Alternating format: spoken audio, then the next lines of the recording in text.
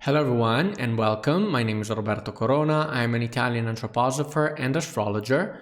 And in this video, we're going to talk about the major astrological events of 2026, a year in which all the intense events we've been discussing throughout 2025 are going to show themselves manifesting completely.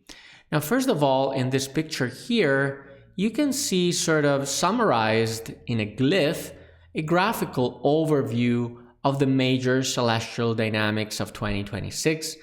And at first glance, we see that several planetary movements still involve the grand minor trine between Pluto and Uranus that you can see here in green, that is closed by two sextiles by the Saturn-Neptune Conjunction that is going to happen in February 2026 in Aries, that you can see in red here.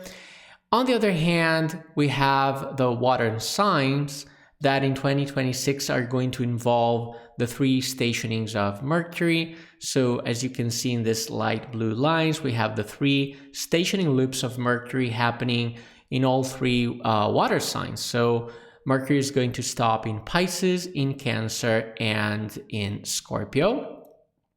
And we also are going to experience in the water element, the stationing of Venus as well. And this is because Venus is going to turn retrograde in 2026 between the zodiac sign of Scorpio and Libra. And you can see the movements of this planet here in pink.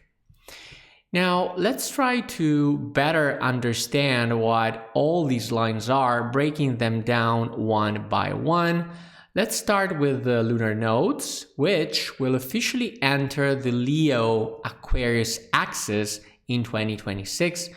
I remind you that the lunar nodes always have a retrograde motion, meaning that they move back from the Pisces-Virgo axis, that's here. So this axis is moving back to the Aquarius-Leo axis.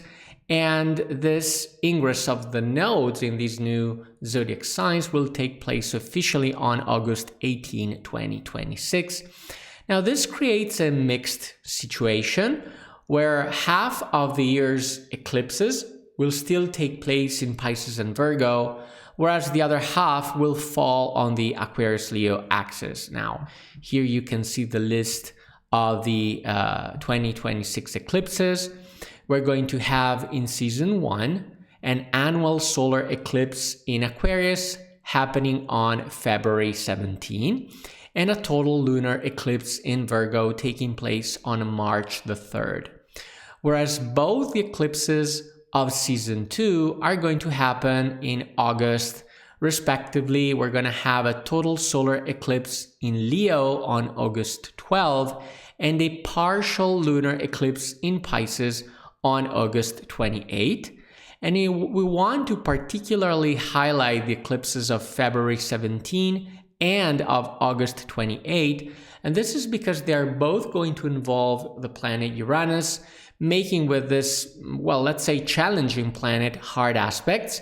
In particular, they're both going to make a square with it. So they're going to be very, very intense. Moving on to Mercury, as we mentioned many, many times, Mercury turns retrograde 3 times a year for about 3 weeks.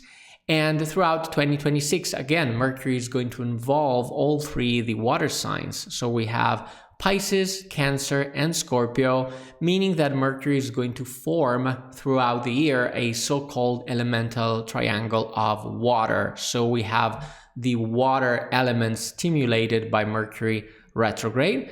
This is the list of Mercury's stationings, and Mercury will be in particular retrograde in Pisces from February 26th to March 20th.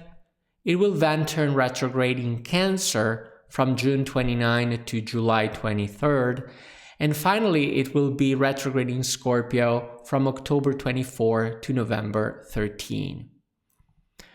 As we mentioned, Venus will also be retrograde in 2026, and this is because Venus turns retrograde roughly 1 year and a half. So every 1 year and a half, where we have one of her stationings. So if you remember, back in 2025, Venus was retrograde between March and April. And by the way, it was a retrograde motion taking place together with Mercury retrograde. So both the planets, they were both retrograde at the same time in conjunction. So it was a very special moment. And so we were around March and April. And this means that the next time Venus is going to turn retrograde again after a year and a half, so towards the end of 2026. Now, specifically, Venus will make its first station at 8 degrees and 29 minutes Scorpio on October 3rd. It will then turn retrograde back into Libra, where she will make her second station at 22 degrees and 51 Libra, of course, on November 14. And we also note that during the same period of time, from October 24 to November 13, Mercury will also be retrograde in Scorpio. So this means that in 2026 as well, we're going to have both the inner planets retrograde at the same time. Moving on to Jupiter. Now, this planet changes sign basically once a year, just like the hour hand on a clock. So on June the 30th, Jupiter will unfortunately leave Cancer, unfortunately because Cancer is the zodiac sign of its exaltation, to enter Leo, a very powerful fire sign. So we have all this fire. Now, here in particular, you can see Jupiter main transits throughout 2026.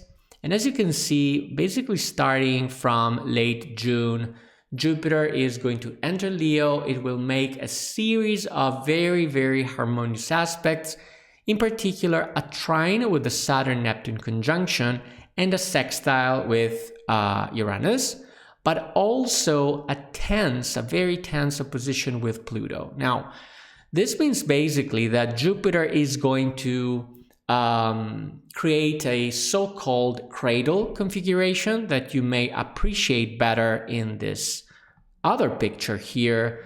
Now, as you can see, Jupiter having entered Leo, this is Jupiter, is going to create all these harmonious aspects, this sextile to Uranus, this trine to Neptune, but also this opposition to Pluto. And as you can see, it creates this figure. This is a cradle configuration, but unfortunately, with all this fire energy coming from Leo, Jupiter is going to activate another configuration that is anything but stable. I am referring to the grand minor trine between Uranus in Gemini and Pluto in Aquarius, closed again by the sextiles to Neptune.